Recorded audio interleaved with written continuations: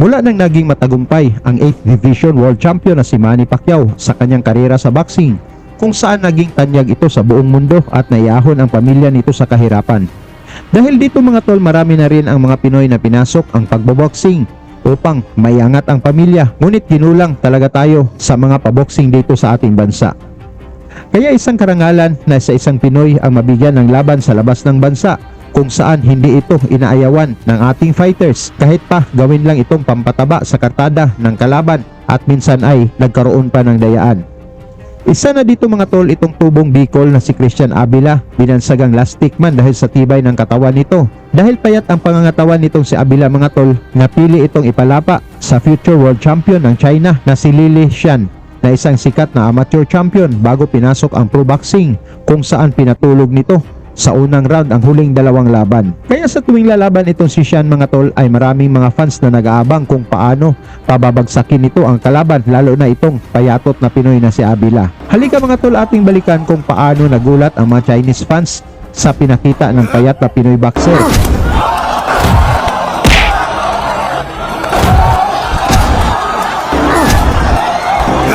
Dala ni Abila mga tol ang 10 wins, 12 losses na may 8 knockouts, habang si Xian naman ay may 2 wins, walang talo at 2 knockouts sa laban na naganap sa Macau, China. So umpisa ng laban mga tol, talagang nagpakawala kaagad ng mga malalakas na suntok itong Chinese na si Xian na naka blue trunks, ngunit baliwala lang ito sa ating Pinoy.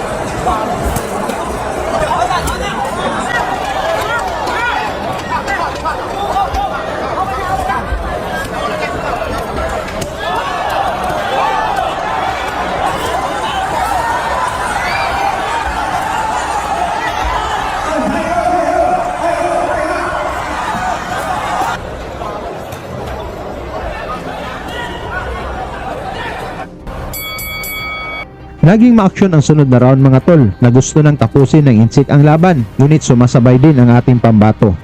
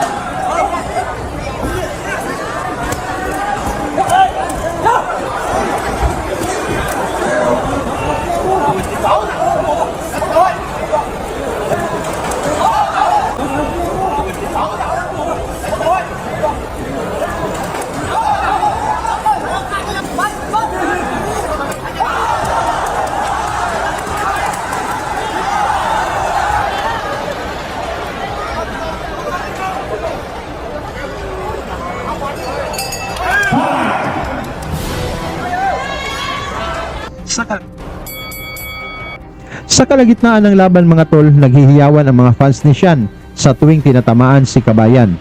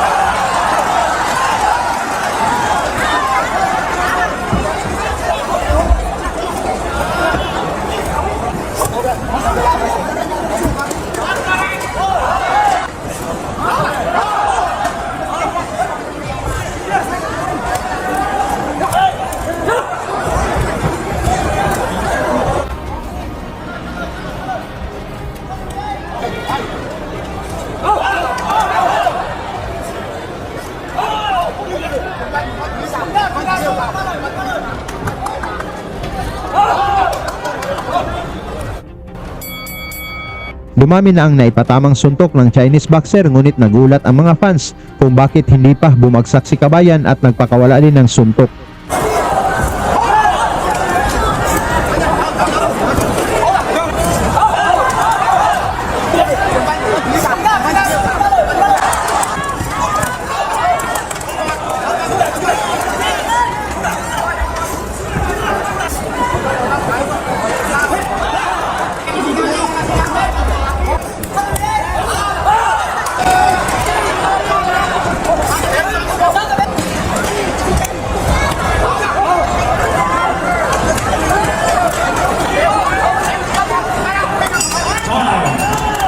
Pagkatapos ng bakbakan mga tol, lumabas na panalo si Avila sa pamamagitan ng majority decision at nadungisan ang record ng future world champion ng mga Chinese. Talagang pinagsisihan ito ng mga insik mga tol kung bakit Pinoy pa ang kanilang piniling pampataba. Lagi niyong sundan, huwag magpapahuli. Pag-usapan ni bakbakan, balita niya at laban. Mga Pinoy na di nagpapagapi. Salamat sa mga suporta na lagi nandyan.